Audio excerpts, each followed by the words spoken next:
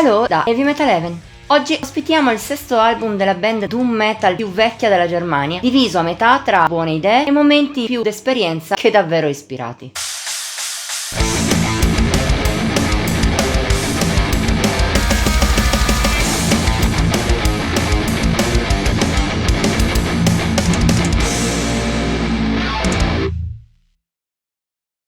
La band doom metal più longeva della Germania. Così sono definiti spesso i Mirror of Deception, e non è una vuota vanteria.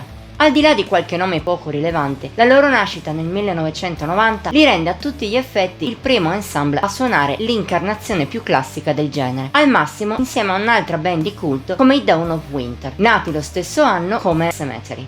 Da allora la carriera del gruppo è andata avanti in maniera lenta e faticosa. Basti pensare che per il primo full-length Mirror Soil i tedeschi hanno dovuto aspettare addirittura il 2001. Tuttavia, nonostante i problemi, il gruppo non si è mai fermato, continuando a portare avanti una carriera magari non da urlo, ma sempre interessante. Una carriera che di recente ha avuto seguito con Transience.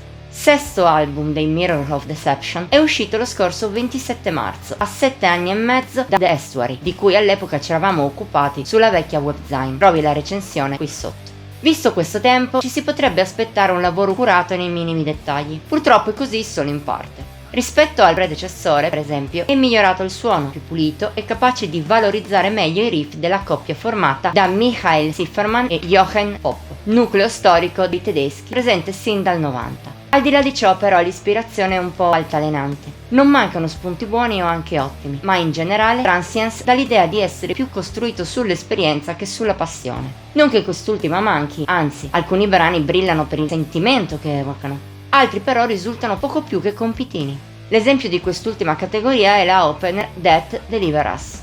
È piacevole, specie nelle sue melodie di base, ma per il resto manca un po' di guizzi degni di nota, nonostante sia percepibile lo sforzo dei Mirror of Deception per incidere meglio.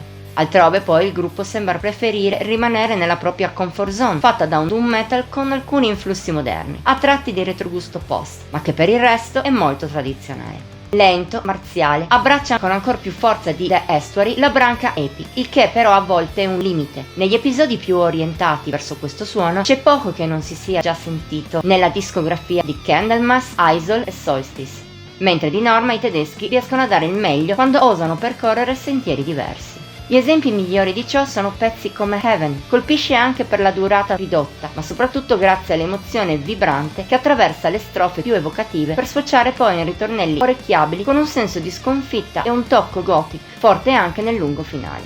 Si rivela il picco di Transience con Consumed, che ha un'impronta epic doom forte, incalzante anche nella sua lentezza, ma nonostante ciò riesce a brillare. Tra riff più incisivi, tante melodie sognanti da doom anni 90 e soprattutto un animo ombroso, depresso, a tratti disperato, incide con forza sia musicale sia espressiva. Da citare è anche la conclusiva Meander, più delicata del resto della scaletta, riesce a brillare per la sua spiccata emotività, forte sia nei tanti momenti lievi sia in quelli più pesanti, sia in quelli ancora di influsso goth. Per concludere, Transience è un disco che tiene fede al suo titolo e non nella migliore delle maniere. È transitorio nel senso che anche dopo molti ascolti lascia solo a tratti il segno nella mente di chi lo ascolta. Certo, nessun brano è meno che gradevole, ma messi tutti insieme solo poco spicca. Di conseguenza il complesso è giusto un gradino sopra l'anonimato. Per un gruppo di lungo corso come i Mirror of Deception può anche stare, e se ti piace il doom metal, in special modo quello della branca epica, ti consigliamo almeno un ascolto a Transience. Ma da una band di culto con una carriera lunga come i tedeschi è lecito aspettarsi qualcosa di più. Voto di Heavy Metal Heaven 77 su 100.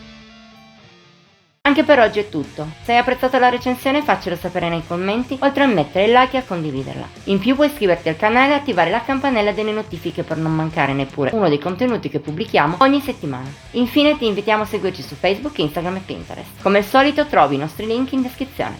Ci vediamo la prossima volta!